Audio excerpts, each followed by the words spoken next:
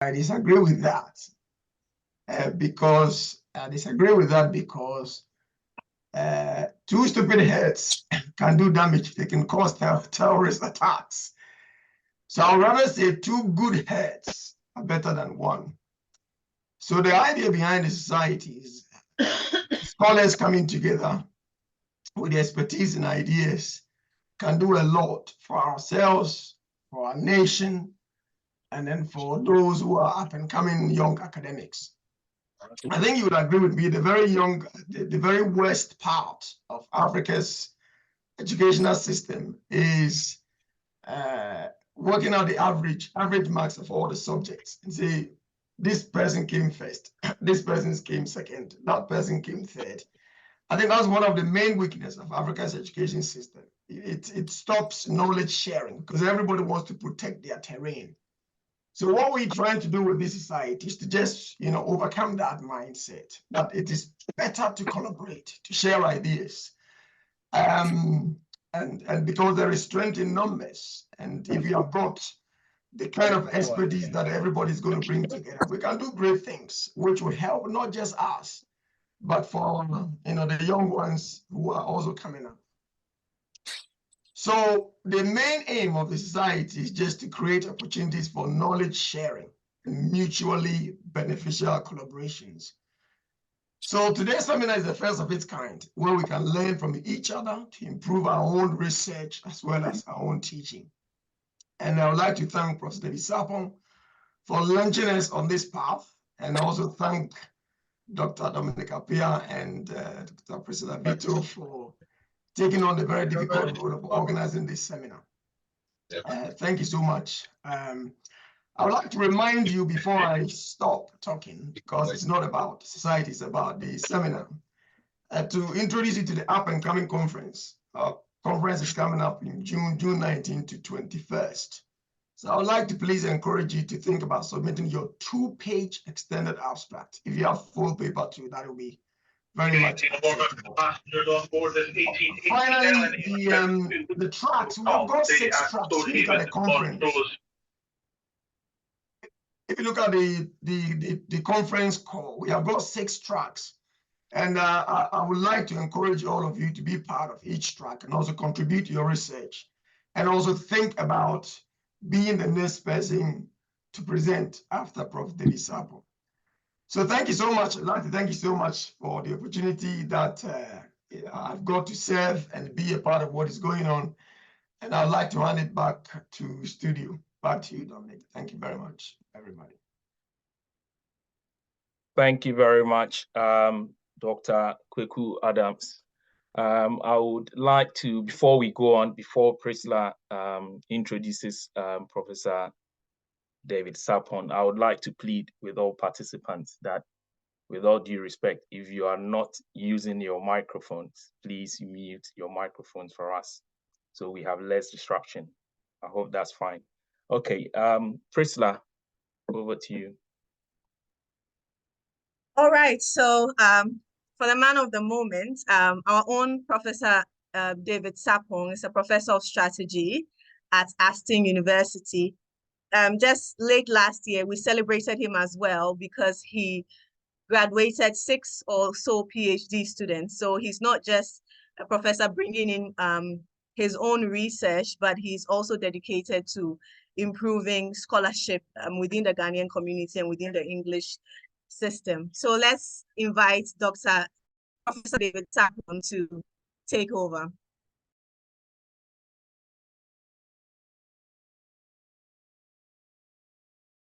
Oh, I was muted. Right, so thank you very much, everyone. And thanks very much, Priscilla, for the kind of, will I say, stellar introduction. Very short, brief, and to the point. So my name is David, and I'm a chair in strategy based at Aston. Real privilege to share this evening with you, and I hope we can have some fruitful and meaningful conversation. Rather than thinking of this as a kind of a webinar or something, I'm looking at it as a kind of a roundtable discussion where I'll be presenting the preliminary result from a particular research stream that I've been working on. And hopefully we can have some 20, 30 minutes time for some reflections and hopefully get some ideas from you guys to improve on the work that we are doing and potentially invite those who will be interested to join us on this scholarly journey. So I'm here this evening to talk about the dark side of tournament rituals. And I've got a very uncharacteristic title, an undogmatic gaze. But I hope you bear with me. I thought it was undogmatic in the sense that this is something that is happening on the periphery, very much seen but unnoticed, to a large extent operating not just under the radar, but in the full glass of organizing in recent times. But I'm not sure why we're not spending lots of time interrogating tournament rituals. And if we do, it has always been on the bright side. And I thought maybe we can shed a bit of light on the dark side of these tournament rituals. Right. So I will try. I understand we've got probably an hour or so. I will try to get this done in 40, 45 minutes, hopefully. The last time I had a chance to speak like that, I had 1 hour and I ended up talking for 2 hours. Then I tried to discipline myself. Another time I had 1 hour and I ended up talking fully 20 minutes. So I hope I can stay in between, do 40, 45, then we can have some 30 minutes or something for discussions. Right, so an undogmatic gaze on the dark side of business tournament rituals, and I'm looking at it from an ASAFU perspective. So I call it the ASAFU perspective. Right, so let's see. Hey, so what really are tournament rituals? I'm sure when you saw the title, you probably go, what is this? What is this guy talking about? Tournaments and rituals. And it's very simple. It's nothing really. It's something we see every day. Like I said earlier on, it's something we do in our instituted practices. We got engaged in them, but we really have no idea that it's classified as rituals in the scholarly literature. So whenever we talk about tournament rituals, we're referring to those events that are organized to serve solidarity and also confer prestige and endorsements on communities or people or group of people and so on. And in this case, when I add the word business, what I'm actually emphasizing is the idea that businesses coming together in an event to celebrate their excellences and, for that matter, confer on themselves those prestige and endorsements and so on. And I'm sure you've come across lots of them, from business schools to car park attendants and wherever, from retail to educational institutions, everywhere. Tournament rituals have become part and parcel of what we do and how we organize. And to some extent, it has come to occupy the same kind of analogous intellectual space, word stuff related to accreditation, for example, and audits and so on. The difference when it comes to tournament rituals is that you will have to enter. It's kind of competitive. Think of it in terms of hackathons, where you will apply and go in there and somebody will assess your application, or you will normally be nominated by somebody. You have to compete for whatever award that you win. And hopefully you can get something to take home. So what these rituals have come to represent is that they tend to configure fails. If you go to your local fish and chip shop or your local estate agents, you will see all those pictures and certificates which has been framed where they got an award for the best estate agent in the whole of Worcestershire, or probably the best fish and chip shop in Durham and so on. And so you can see some of the logos, the awards that people get. And the reason why we say they configure fails is because they impose status hierarchy among firms, and they sought to differentiate them in terms of identity in terms of what it stands for, and obviously in terms of ranking to some extent, because if you are the winner, then obviously you are the best in a particular category. You have achieved excellence in a particular value-added activity, and that's in the literal sense, we all know well, it's likely to lead to the conferment of competitive advantage, and for the ordinary mind, for the ordinary manager, obviously you can see clearly this is something that is great.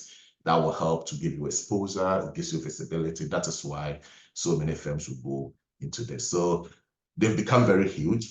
And as I said earlier on, you would have come across lots of them. So when it comes to historically, like I alluded to earlier on, this tournament rituals wasn't something that was done among businesses. So it wasn't very common in the business community. Rather, it was something that was run by most professional associations. And so you will think of the how do you call it, stuff like the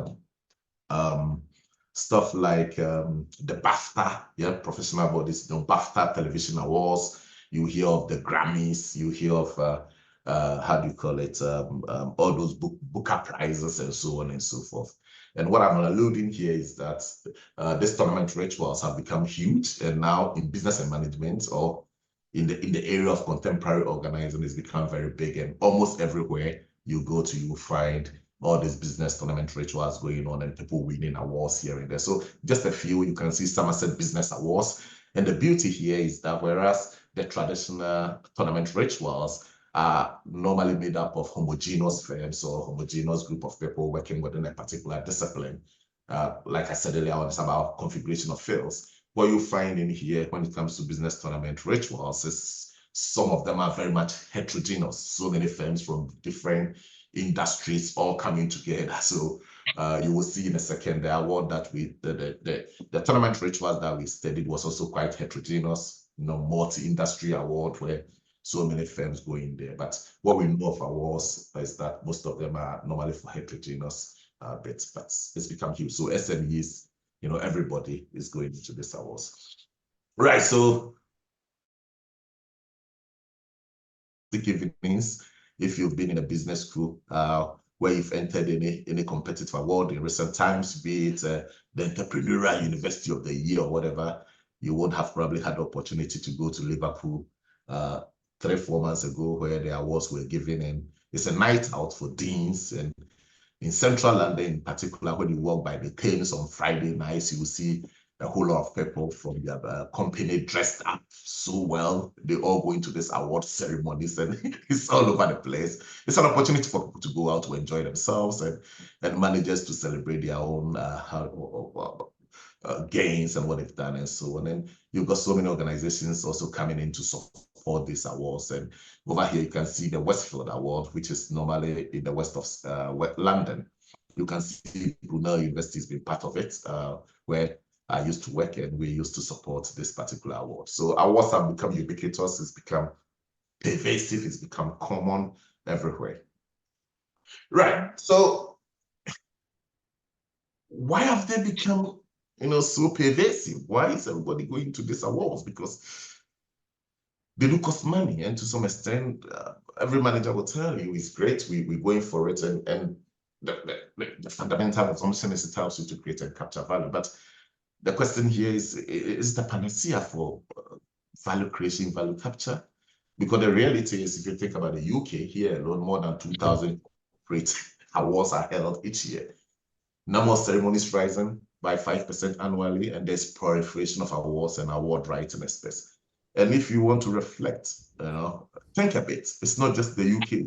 In Ghana, awards have become commonplace to the extent that every minister has got some kind of awards. You see some of them and you laugh, Napo nominated the best minister of Ghana, whatever. I don't know whether they go to pay money to get those awards or, but we will talk about that in a second. But what I mean is they become very common, and an inexpensive lunchtime event perhaps can cost £10,000 and so on. And so many firms are going in there, and nobody has, there's no empirical evidence to even suggest that it serves as value creation or value capture opportunity. But then That is the thinking, because that is the managerial thinking that goes in. That's why everybody is going into these awards. And for that matter, there's been firms. And when I'll send out a slide. So if you get a slide and you click on that, because if I click here, it might take us elsewhere. I would have shown you some of the awards that has proliferated. There are companies who help you to write your narrative. Remember, most of these awards, you have to nominate yourself. You write your narrative about whatever you are doing, and you've got people sitting, experts deciding who wins the award, and so on and so forth. So when you get a slice, maybe if you click on that, I don't know, let's click on that. It will take you to some of the, so maybe I have to stop and show again. So I will take you to the website and you can see some of the awards. So here you go. This is a company that works for this awards, the one I clicked on. So Boost Award. And if you want to find out more, if I click here, let's pick some of the awards. So UK award list alone, you can imagine.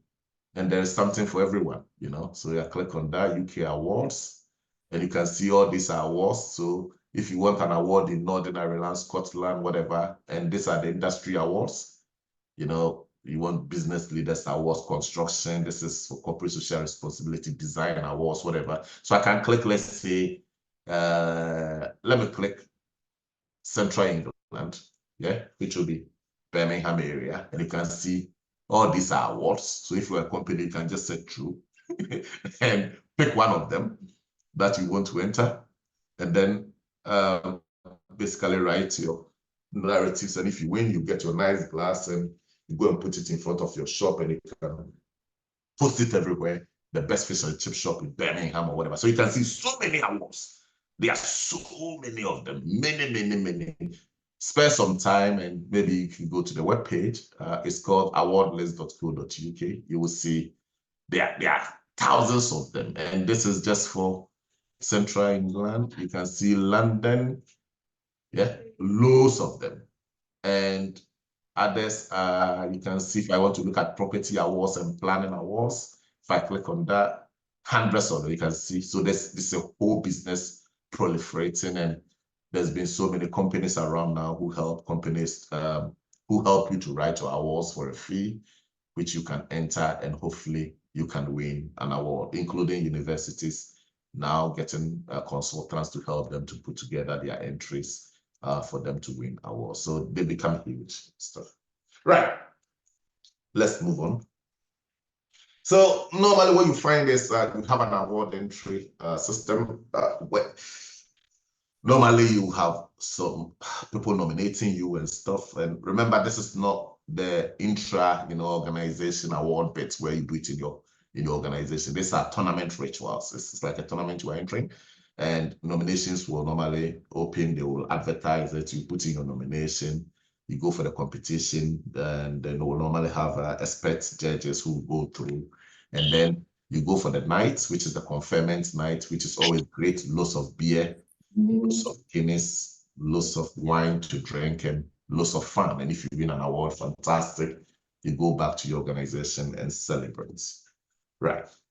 So the question is, why are so many firms entering these awards? And what has become clear, actually, and as part of our empirical work we've been doing on these business awards, is that the mentality of managers, people assume that when you enter awards, they are helpful, but what we find is that people have become obsessed and they are hooked on it. They just keep entering. And you try to understand, why are they entering these awards? After all, they have no empirical evidence to suggest they are adding any value. Neither do they have any, I would say, scholarly underpinning or whatever. Why do they enter these awards? And when you speak to these people, what you find out is that as part of the process of induction, what I call problem solving and reasoning, all of these managers tend to construct a mental model of their competitive environment. They think that they are embedded in an environment which is fast moving, which is very competitive. And what you see is that they have their mental model, the construction actually consists of two types of beliefs, which is driving their edge to enter this award. And the first is the beliefs about the identity of their firm. So how they believe their firm is so good, they think their firm is the best, they've got the best values and they are doing very well. And also how they think about their competitors. Yeah, so what are my competitors doing? Are they likely to enter this award? If I get this award, will I be able to shove it, down their throats?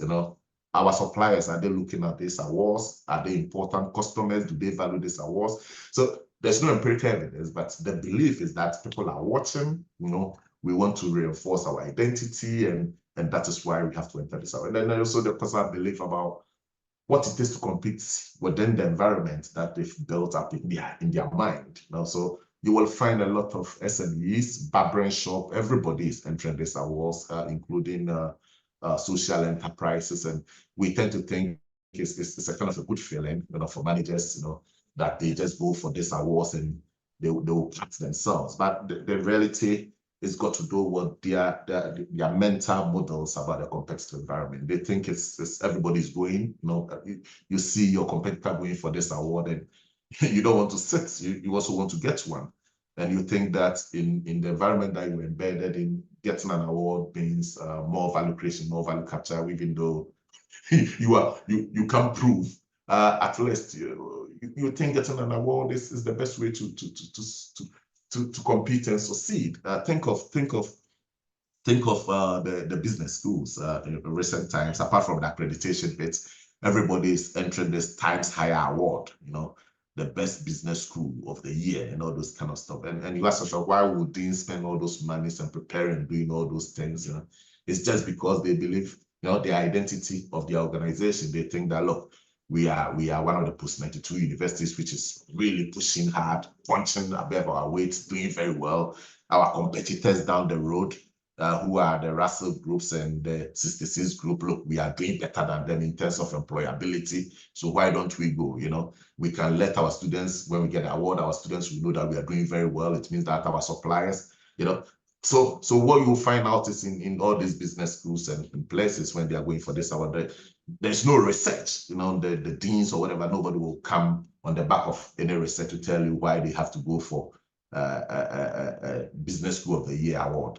It's just about their belief about their identity, and also they tend to think that when they get the award, that will help them to compete successfully. It will help them to attract students. It will help them, to look good. It will help them to in terms of status hierarchy and stuff. So clearly you can see there is what I call the managerial mentality. What is really driving firms? Everybody's going into this kind of awards.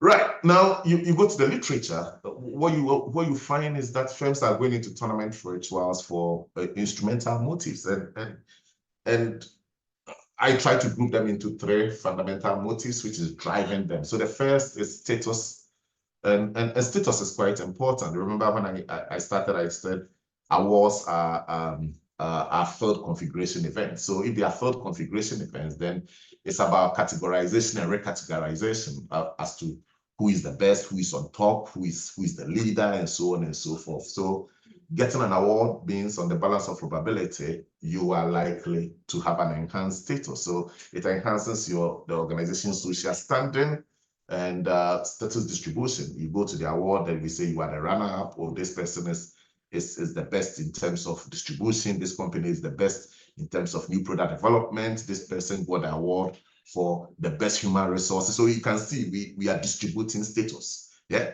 that is the essence of this awards, and that is why everybody wants to go in there. Like I said earlier, it's about recategorization, establishing self-serving logics that are deemed certain actions appropriate, so that the way we organize, if we've been organizing a particular way, our human resource management strategy, we go in there to basically reinforce our beliefs about our own actions, what we are doing, and serving as a kind of new logics to support the way we organize. So one of the literature to a large extent looks at awards as an occasion or a contest or a crucible to gain status. The second bit is about legitimacy, and I'm sure most of you have come across the legitimacy literature, and you can see the linkages here when you talk about difference. So the possibility for you to gain difference, having been part of a particular award. So if you are a business school and you win the Times Higher Best Business School Award, what you're doing is you're giving deference to Times, the Times University Higher Education newspaper, which is running this, and they are saying you are good. You are not saying you are good, but it's an external organization, a third party, which is endorsing what you are doing. So clearly you give deference to them, and that means that people will see that you're doing excellent. It serves as a proxy indicator for Q-based trust. So people will tend to trust the organization. They think it's legitimate.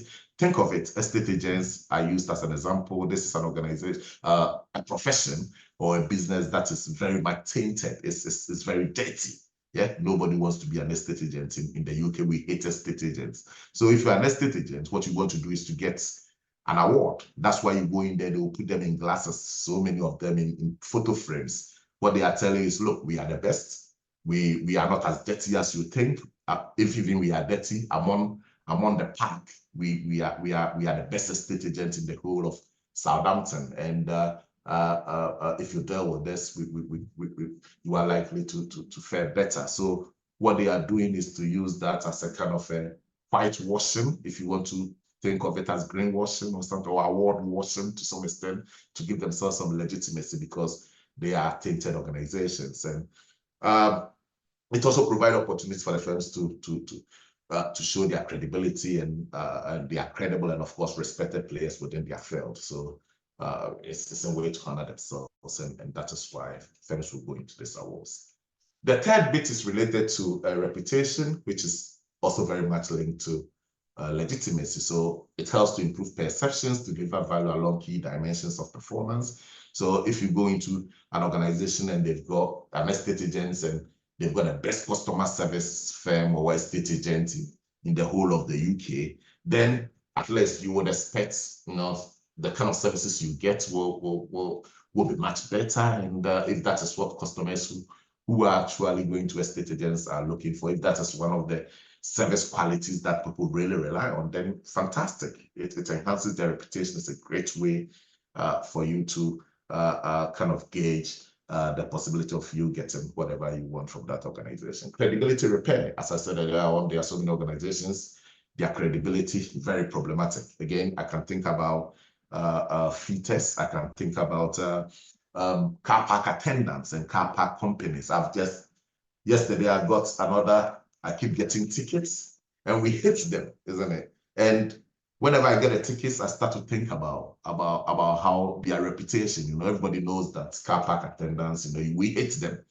And look at the letters that they send you, you will see that they will have all sort of logos, NCPC, whatever, all sort of logos on there, trying to tell you that, look, we are a member of this, we won this award, we are the best, whatever. I'm on the to try to improve and repair their image because they are a stigmatized industry. Yeah.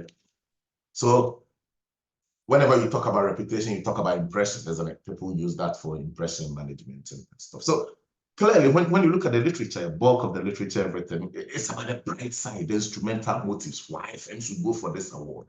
And in going through the literature, what I found was that there's been a stymie, or to some extent, nobody's talking about the dark side of these business awards. Everybody thinks it's good, and the whole literature is pointing to, the best part of it. And if you get a reputation, if you get this, and nobody talks about the dark side. And that is what I was very much interested in. I thought there's a possibility for us to do some exploration as to why these business awards can be very, and I'm sure most of you from Ghana will have started thinking, the experiences, what has happened in recent times when it comes to business awards in Ghana, and you start to think of the dark side.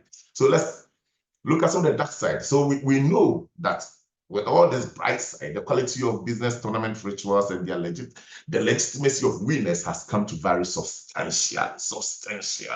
So you go into an estate agent, or an organization with all those photos of posters, what they've won and stuff, and you know that it doesn't really mean anything. Yeah, you go to Lidl, they are the best supermarkets. You go to Tesco, they say they want the best price. Everybody's saying they've won something. So the legitimacy of winners have come to vary. You can't even tell which is which is quite problematic.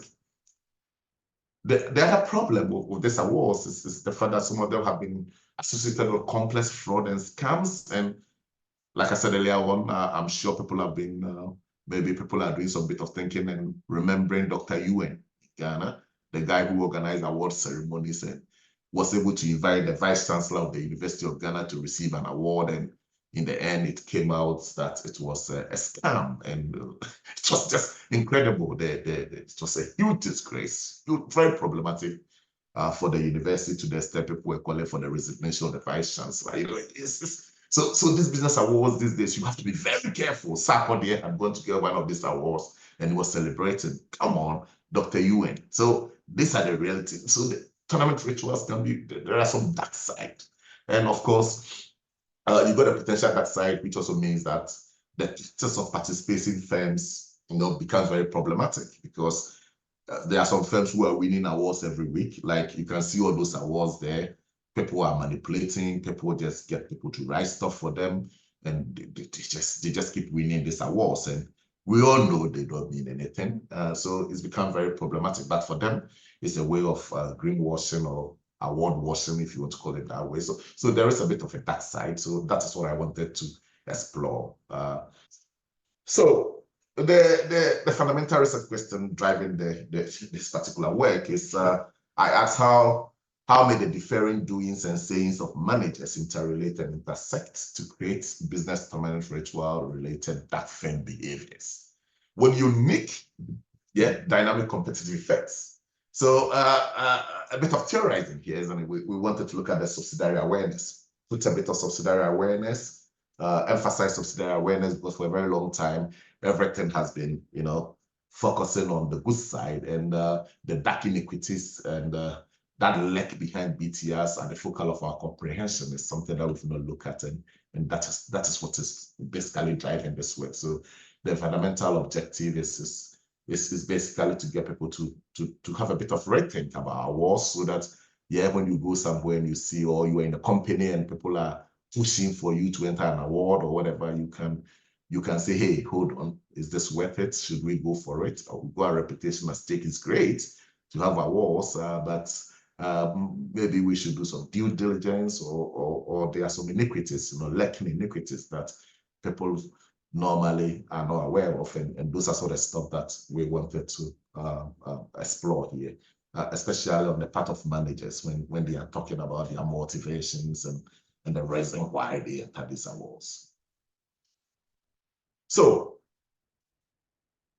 we needed a theoretical lens, and for some time now, I don't know what has come over me. I've been spending some bit of time looking through some ideas that is emanating from the South, so in Africa. So I did some work some years back with Joseph on Ubuntu, which we tried to theorize what was strategic foresight. And recently I did one on Nochi narrative. So the Ever people migrating from Togo to Ghana. And if you all remember the story of King Agokoli, and our people had to run away from the kingdom of Nochi, and they have to run backwards, and that led to Agbazai and all those kind of stuff, which I employed to write a paper recently exploring turnover in the UK financial industry. So I've been thinking about some of these ideas. So in thinking about this work, I thought, maybe, alternative spaces, interpretive lens, to pondering anew why firms, the side of tournament rituals. And like I said, we tend to know Western ways of knowing, because for a very long time they've been marginalized, and we all know our stuff emanating from Africa in particular has been underutilized in management research. Meanwhile, we've got a very rich humanistic philosophy and sociological theories and ideas emanating from our end, which could help us to improve on our understanding of firms and how they operate. But unfortunately, because of where we are coming from, geography, nobody cares. And the significance of the kind of lens that I pick on was also to emphasize the role of cultural artifacts, in particular symbols and rituals, in theorizing management practice in our complex heterogeneous society. So what I ended up doing was to pick on what I call an Asafo perspective. So what really is Asafo perspective? So as a perspective, I will take you back to the early, probably 17th century or 16th century, where the British people went to Ghana and to colonize. And we all know they arrived in the central region, Kwaku Adams town, Cape Coast, and they went by sea. So when they got in there, they started conquering the villages on the sea front. And those villages in which were on the seafront, and so people started fighting the British. Obviously, they had to resist. And in resisting, what they did was simply to form mercenaries. Basically, they formed military. What I call it military community. How do we call them? Those guys who defend their communities. Yeah, they had this young men, they put them together who will fight the British to defend their communities from being colonized by the British people. Yeah, so they were defending the towns, and almost every town had young men defending. And what then happened was the British people, when they able to take over a town, those young men who were defending the towns, they will then integrate them into the British Army. And integrating them into the British Army, they basically helped them to fight. So they became mercenaries. I think Priscilla wanted to ask a question. No, Prof. I was just giving you the time. Okay, how many minutes more? 10. Hey! So I told you. Right. So this is the interesting bit. So whenever they colonize a place, they will get the army people to join them. And that's what the British people do even today. They go to Syria, they will support, they will get a mercenary group, rebels, they will support, they conquer them, they get them in their midst, and they help them to conquer other people and stuff. So what the British found out was that these military guys, that the protectors, were very well trained. They were really, really good. And so they put them into companies and try to get them to behave like soldiers to some extent. So they helped them to learn how to march and do formation and so on. And to identify them, they started giving them name and number, and they were carrying flags and they were saluting, and they became Asafo companies. So Asafo companies, just like before the British rule, they used to count themselves. They fight among themselves. They want to cover territory, and we are the best Asafo company. We are this and that and that. And Asafo cultural festivals are held every year, where they come to show their iconoclastic flags, and they sing and do all sort of stuff. And what the British were doing was, whenever they get an Asafo company to join them, they will put the Union Jack at the corner of their flag, which I will show you in a bit. And I've got Lord Baden-Fuller here. If you've heard of Lord Baden-Fuller, this is the guy who set up the World Scouting movement. And his job was very simple. If you Google him, he was a great military guy. And whenever there is any insurrection in the British empires, he will be sent to go and quell the insurrection. So this guy went to Ghana. There was a bit of insurrection there. And when he went there, he saw the Asafo flags, and he was excited. He thought it was beautiful. So when he came back, he started, that is what inspired him when he formed the Scout movement. That is why the Scout people always have the little tokens, which they put in their shirt. So when you learn how to do firewood or something, they give you fire, set up fire, they give you one of the tokens and stuff. So it came from Asafo. So here you are, you got Asafo people fighting, and you can see when they joined the British people and they gave them guns, and this is how they were looking. And so many years back, so that's how people will get flags as tokens. They will fight people, get their flags and stuff. And you can see years back, you can see all those flags in front of those houses there. Very old photo. And modern Ghana, if you go to the central region today, you still have the Asafo flags all over the place. And very typical, you can see the flags, and each of them have their own meaning. They've got those animals and embroidery, and they all have history, stories, narratives behind them, which explains what Asafo company does. And And this is what we were trying to explore. So thinking about it in terms of analogical reasoning, drawing some parallel signature dramatical activities, you could see that what Asaf companies do in terms of their rituals is very similar to modern day tournament rituals. So you can see Asaf festivals, these highly charged festivals, very much the business excellence award ceremonies, the colorful flags and images. These are the award prizes, certificates, flags, and trophies. They sing and dance and chant, award narratives, the speeches by Asaf leaders and linguists, the keynote addresses from industry captains. You got the their backgrounds glittery, while do it in the hotel, fantastic. You got community leaders who serve as festival judges, expert awards, and you got the display of paraphernalia, all those flags in front of those houses, and the brandishing of the prizes and trophies and what they've won. So we basically use that to theorize, and you can see here the two award ceremonies that we studied. One was in the Southwest in Bristol, and the other one was in Reading, which covered the whole of the UK for SMEs. I really have to run through a bit of the data we collected. I hope we've still got some time.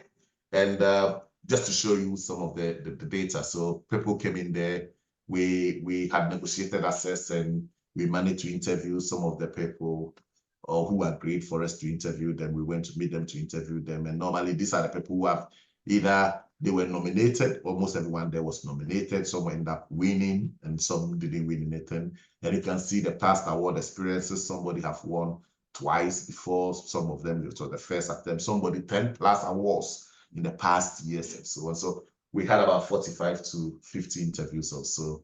And we just got the venture types and stuff to give you an idea about the data collected. Yeah, some bit of preliminary findings, maybe we can, yeah. So the dark side, the first dark side we identified is the collecting of badges. So there is an addiction for BTRs because of the display tokens. Firms are going for these tokens to show around, and it's become a matter of collecting badges, just like the scouts do. You're just collecting badges without really thinking about it. And if you are just collecting badges, what then happens is you don't mind the credibility of the awards, and people enter awards which are as useless as you can think of Dr. UN, and people entering awards which might end up destroying their own reputation. But what does happen is because these organizations are keen to enter these awards, there's this surge in those vanity BTRs that managers that are managed and stayed by fraudsters and characters like all these pernicious pay-to-play demands where you have to attend and all those kind of stuff. So collecting badges has become a huge, dark bits of this award. So organizations collecting these badges doesn't necessarily mean they are getting anything from them. We've got a grandstanding ideologies of esteem, just like Asafo people behave. So remember the first one, collecting badges, that's how Asafo people collect those tokens. The grandstanding ideologies, Asafo people think that they are better than anybody else. In any Asafo, it plays out in the form of self-verification, isn't it? Where managers attempt to promote the survival of their self-conception. Asafo people will tell you they are the best. If you look at, I've got in the paper, we explain some of the ideas behind those tokens that I showed earlier on. And it's all about we having a Midas touch. This is me. This is our Asaf company. It's just like how we talk about our own secondary schools and our logos, and we are the best school in the whole of history. We do this, and it's all about grandstanding. So we are the best. We got this award, but we are the best. Anybody else is not good enough. Look, this is what we do. And in narrative terms, what you see is that it's down to persuade people to tell them that, look, there are new conventions of measuring what is good and what actually creates and capture value. And look, that is what we're doing. Everybody should. So it's all about grandstanding and ideologies of esteem. And competitive attacks, it's become kind of an allocentric strategy where a lot of attention and action is on other organizations rather than the firms themselves. So talking to these managers, they're just talking about other people, what they are doing. And in doing so, they tend to stigmatize the excellence of their competitors, and think, oh, they did this, they are not doing it well, So rather it provide an orientation to cool out their own feelings of inadequacy, which is a huge problem. So managers who are not really cool end up entering all this kind of awards. Yeah, she wants us to go. This is the final slide. So we can finish here. So this is the model theoretic of the dark side. So what you can see is we've got a reputation, status, and legitimacy. And it is within this interlocking chain, you will find the dark side of the tournament ritual, so which will be the collecting badges. So it's about flying under the flags of convenience. Think about ships getting a flag to fly and die, and everybody would think you are good. Competitive attacks about stigmatization of excellence. Then we go the final bit, which is the grandstanding, which actually is between the status and legitimacy. And of course, you go competitive attacks, which happen between we getting a reputation and status hierarchy. A bit of implication for theory and practice. And of course, we will always have some directions for future research, which will always go for longitudinal study, taking on rituals, routines, perspective, different theoretical lenses and stuff. But the beauty of our work, what we try to do here is to go back to Africa, to be precise, and to draw on ideas that have been turned away or that's been seldom utilized in management research, to try to explain and try to extend our own understanding of contemporary practice, which has become quite not that, Western to some extent, and obviously to bring new lenses to help to extend our understanding of contemporary practices. So I think I will end here, and I've got the slides. I will send them to Kweku, and hopefully, if you need them, and the paper, I've got different versions. If you need them as well, I can hopefully. It's still work in progress. So, right. So thank you very much. And if there are any questions or something, Priscilla, yeah, take over. Thank you so much, Prof. That was so interesting. We'll have about 5 or 10 minutes for question and answers. So if you have any questions. But if people want to stay on, you never know, maybe because we still got 31 people, we can stay and talk through a lot. So don't worry about the 5 minutes. Would that be okay? Any questions? Yeah.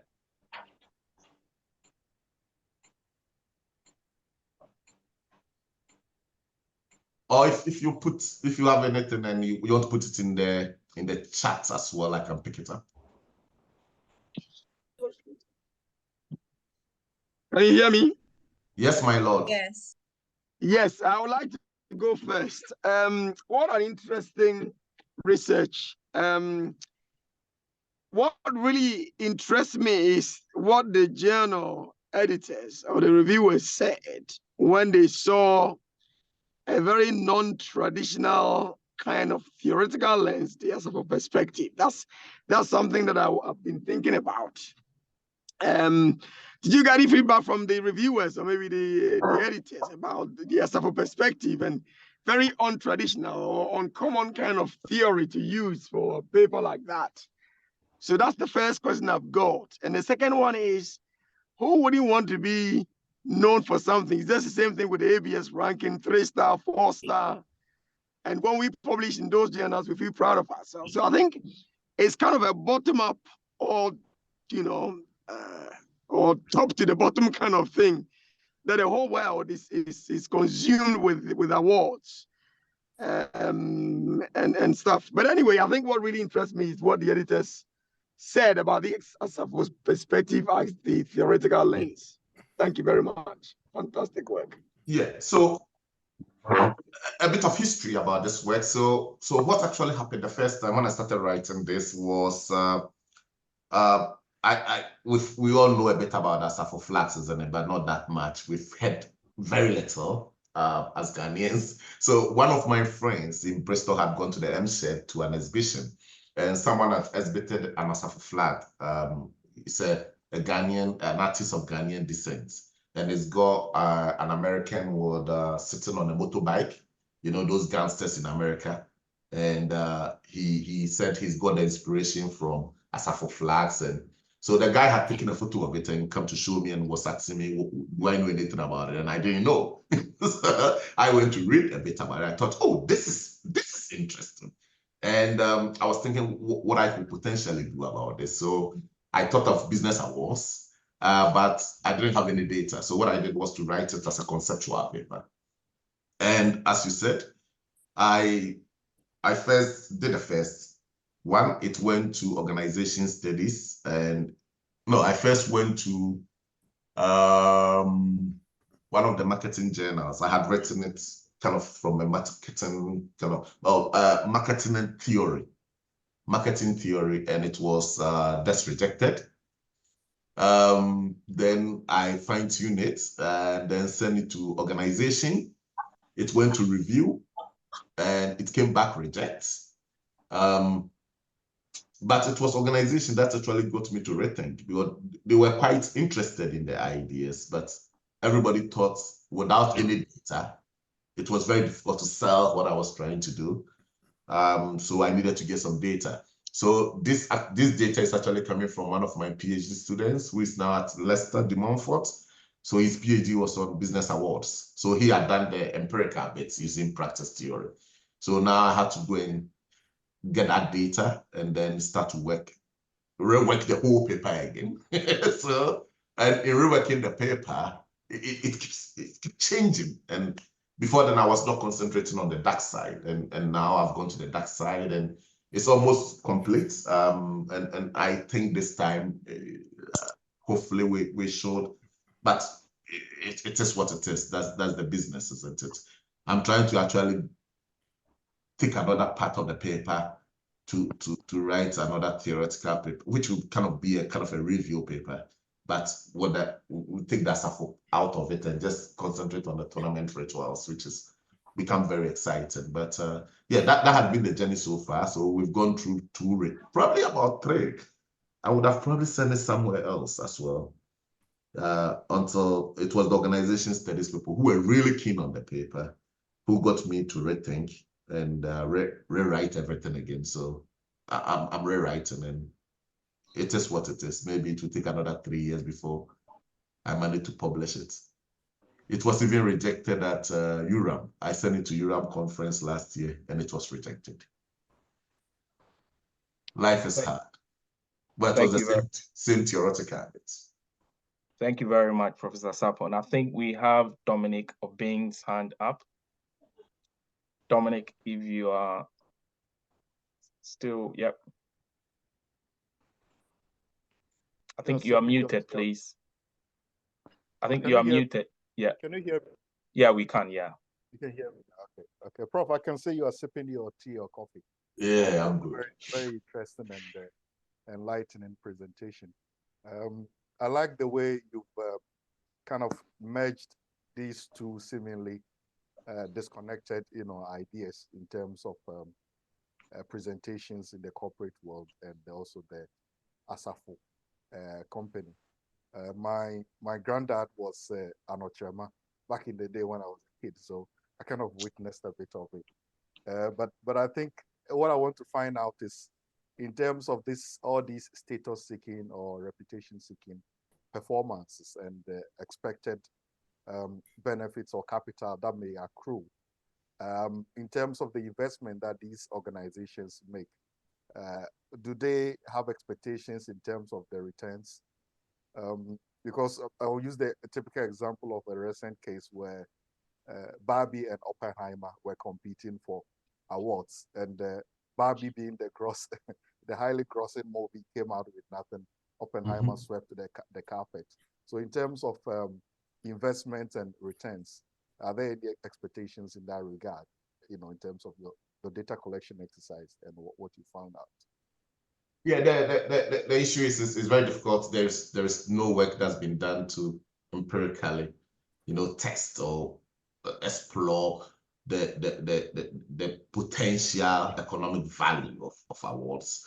But everybody, the idea of reputation, the idea of legitimacy, and of course status hierarchy is quite given to some extent. It's very clear.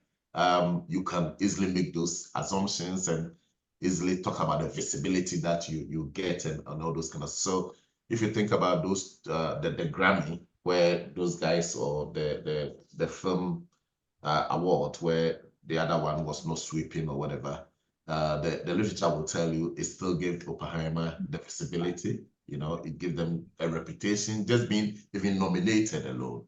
But there's been some other work which on tournament rituals, which is saying those films that are normally nominated or whatever end up getting high box office money and so on and so forth. Obviously, because it gives you visibility and people want to look. So you could see that kind of direct links then. And like I said, we've been emphasizing, a lot of the work is emphasized on the bright side, instrumental motives, why firms will go into these awards. And nobody's really talking about the dark iniquities, you know, which is lurking behind Dr. Ewan and the kind of stuff firms will do, people will do to win awards, and how the whole system can be very fraudulent, and the mentalities, you know, the other side of the motivations why firms will go into these awards, and that's what I'm trying to show. And if you think about Asafo people, it's just kind of a mirror image, the way Asafo people behave, you know, get the flags and they are showing off. And we all know sometimes the beasts that they have on their flags will tell you they conquer whatever, but they are all myths, isn't it? They are myths, and but that is what they believe, and that is what they want the viewing public to believe in their mind, and that is what the same thing these firms are doing. And as people will taunt others, look at us, we've got more flags. That is why they will hang them on their ships and in front of their homes, and look at us, we've got more. And they taunt other people, they fight among themselves, they go to these competitions and they sing those who can shout more, get the prizes, and clearly that is what is happening in this tournament awards. And if you think about the other dark side of that surface, which sometimes will result in murder and a whole lot of stuff happens, you know, in terms of their fighting and all those kind of stuff. It's quite instructive, and that is what I'm trying to showcase, and using that for example to try to say, look at what is happening here. It's no different from what was happening in 16th century, 17th century Ghana. And probably if we look deeper into Asafo, we can tell a better story. We can understand people better, why they are behaving in a particular way, why people will just want a certificate and a flag, whatever. Yeah. Yeah, we've relied extensively on Western kind of philosophies and understandings to try to explain what is happening. But yeah, this is just to give us another view. Thank you very much, Professor Sarpong. We have Emmanuel next, but I think we will still have room for one more question after Emmanuel. So feel free to come up with any question. All right, Emmanuel, you can take the microphone. Yeah, thank you. Professor Sarpong, thank you for the presentation and for your inspiration all the time. Yes, it's always nice to see how you go back to our origin to bring up the things, and it's important we get to sell ourselves. So that's very inspiring. Yeah. So I've personally thought about around this issue, because like when I came to the UK, especially I see how the universities communicate. Every university has something special to tell. And there's no way you go to any university who doesn't have anything convincing to communicate. And it's also based a lot around these awards.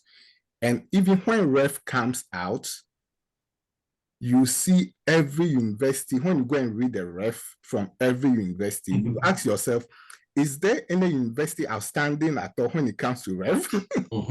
Yeah. So I think another part is, how are they communicating? Of course, which is, I think, is outside the scope of what you are doing now. But how do they even go about communicating these awards and this credibility and status hierarchy stuff? I think this will be very interesting when we come home to our own academia.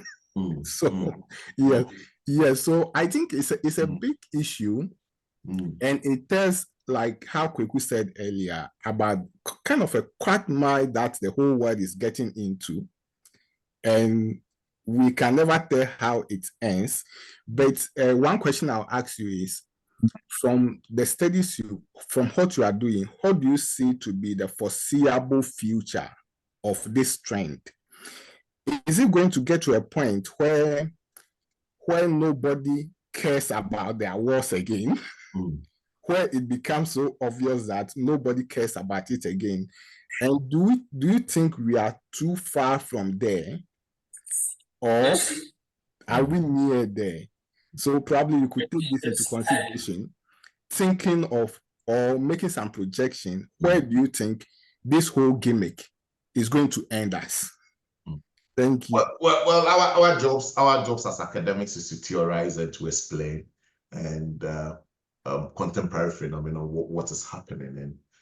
prediction can be quite a difficult one. Maybe we can think about alternative futures, potential futures. Yeah. What is happening is this award stuff is becoming problematic, really. But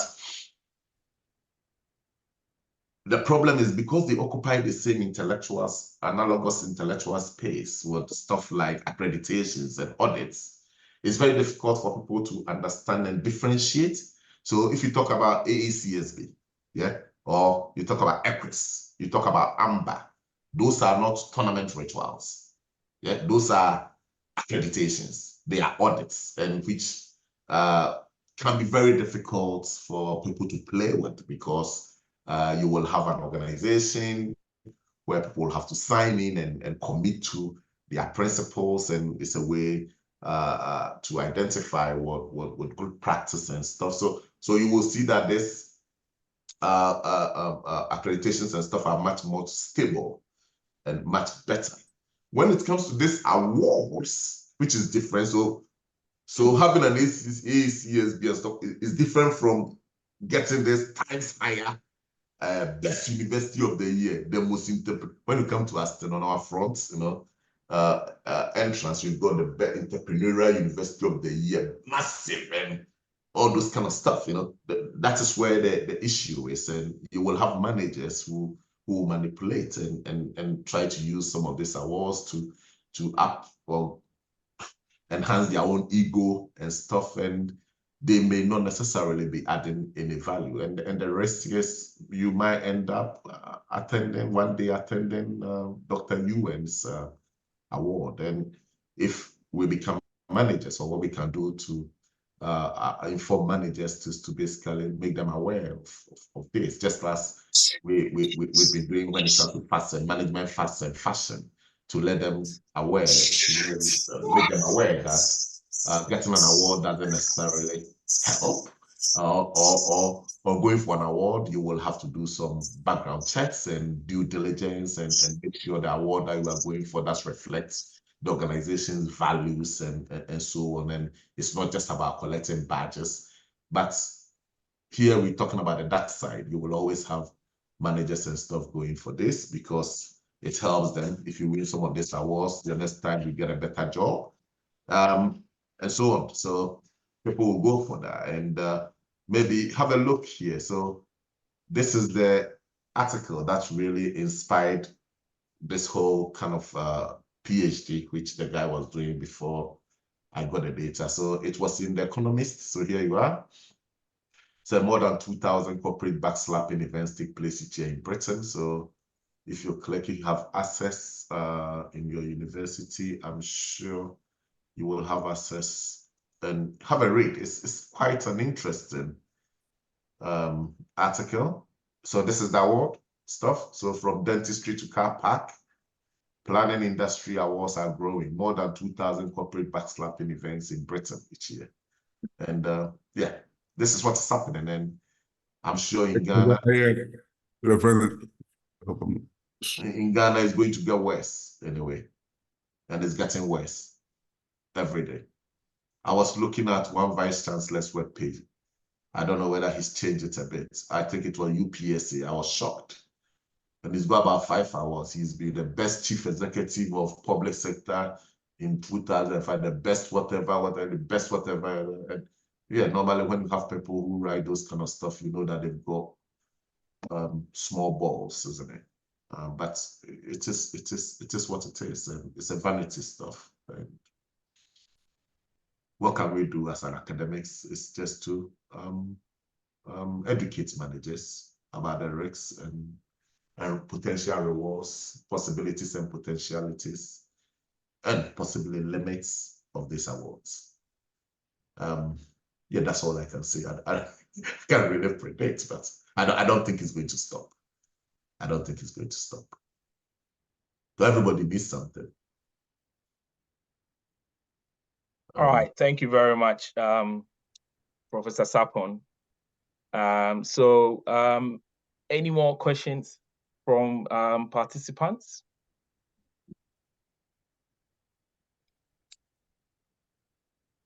anyone with any question or contribution or any suggestions or any pointers?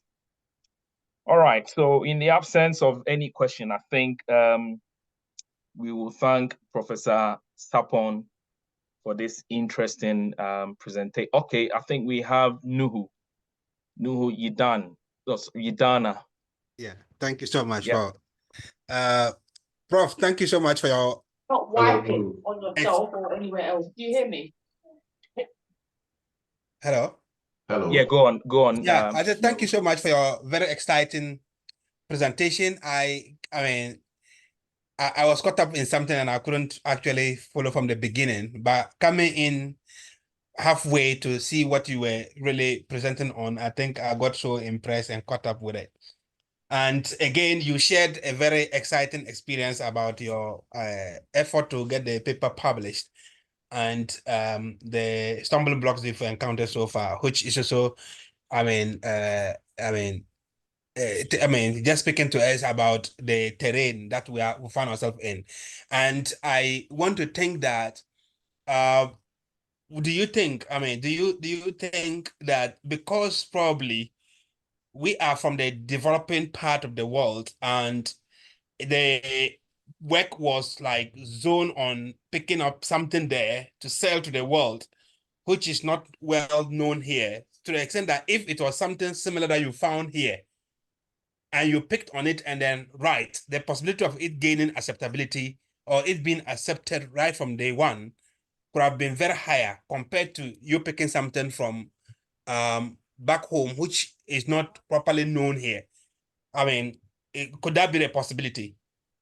Well, that is our reality, and we it's our responsibility, or to some extent, it behoves on us to try to put some of our ideas to the world and put it in mainstream. Obviously, we are latecomers to the management academy to some extent when it comes to Africans, and already we coming from a different background, so it will and Western ideas actually rule the roost, and we all know the recent trend to decolonization of the curriculum and all those agitations going on, which suggests that there is some bit of shifts. There will be, and people are realizing that we can't just rely on only Western ideas to how do you call it, explain management theories. And any management is quite, it's become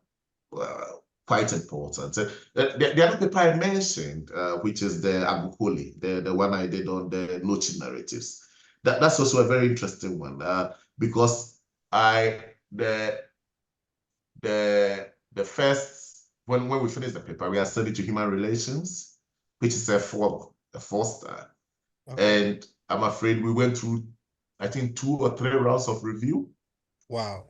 And we were rejected. But I don't want to believe that is because it's African stuff. It may be that a person who got a paper maybe thought, hey, this African nonsense. But on the other hand, you don't want to believe that that is the case. Other than that, it becomes very difficult for you to even move on yourself, isn't it? So yes, we went through 3 rounds in human relations. It was rejected. The funny thing is we sent it to almost everywhere you can think of. And they would even just reject it. It's just, so it can be very difficult publishing this kind of stuff until one day you can imagine. So from 4-star, one day I just got pissed off and just sent it to African Journal of Management. And they published it. So yes, some of the stuff might not get into the top rank for obvious reasons, but that doesn't mean we will have to stop trying.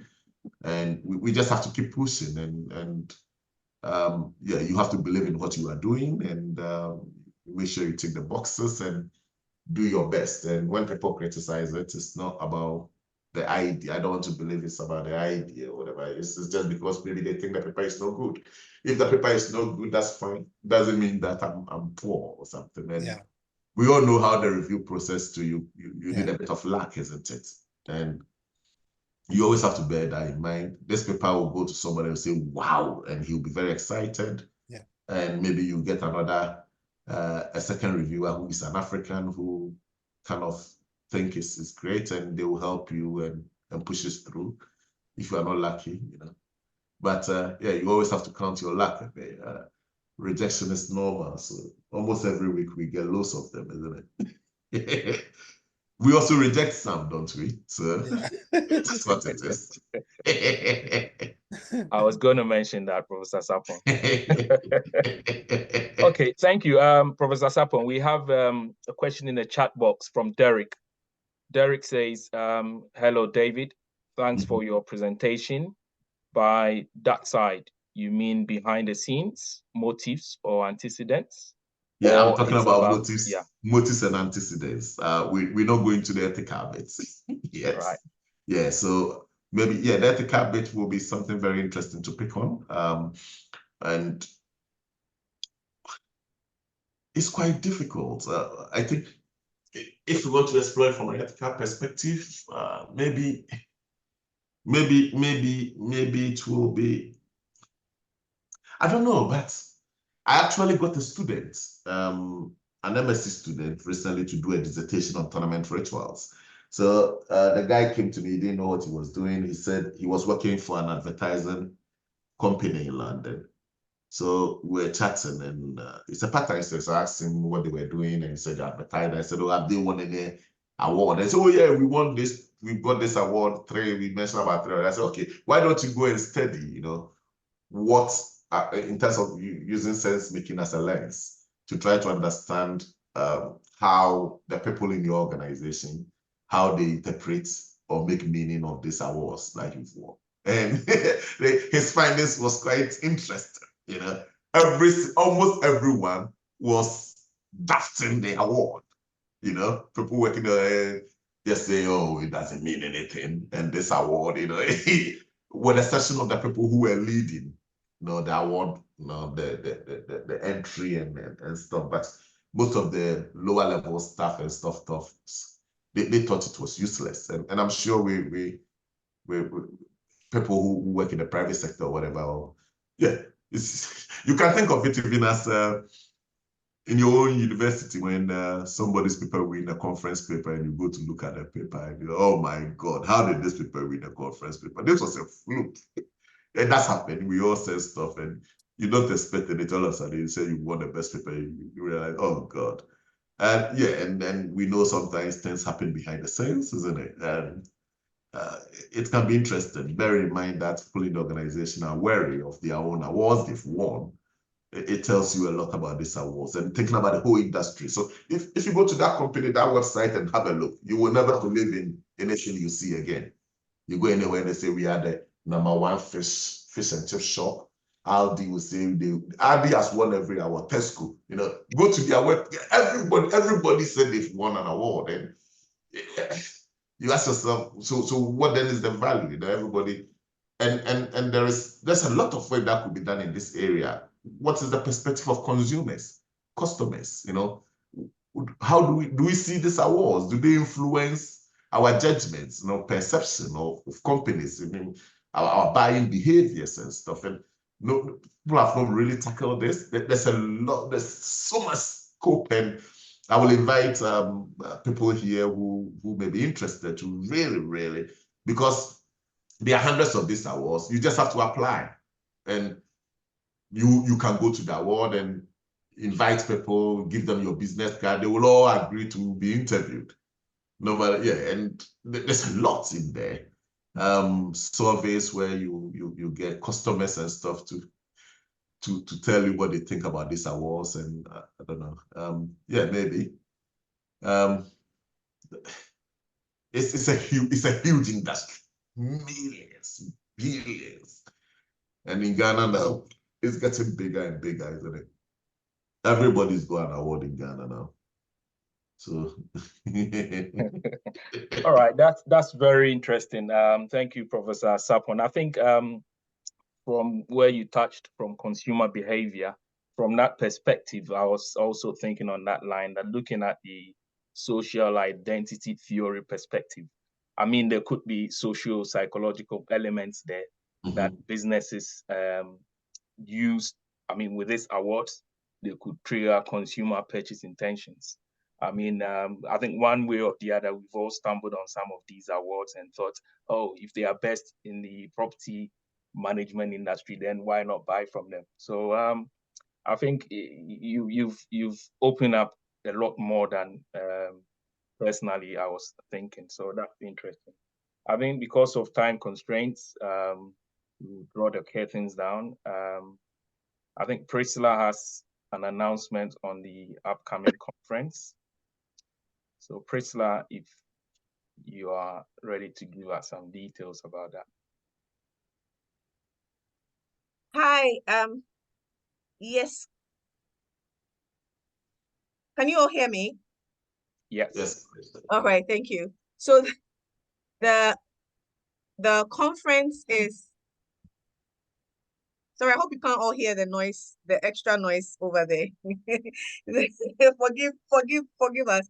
So that just reminding you to send in your abstracts for the conference, but also importantly, we are having our meeting tomorrow from 11 to 12 a.m. So we would kindly invite you to join the meeting because we're going to give out some details. The planning committee has been hard at work preparing for the conference. So we want to share all that we've done so far with you and to also get your input because as Dr. Adams has said, it's not just a few people making up decisions and shoving it down everyone else's throat, but we want to get the buy-in and the collaboration of all. So please do attend the meeting tomorrow. We'll share the link again on the page and we'll discuss more about the conference, the submission, the plans that have gone underway already. So please do attend. I think that's about it.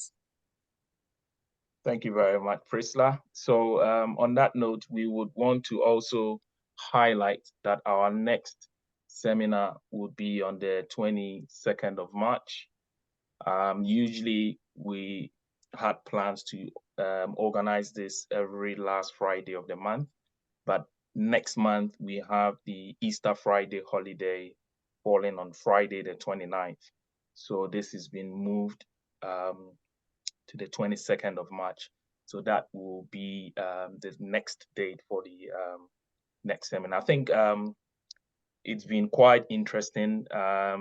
We will get in touch with everyone with our flyers. Also, remember we have tracks.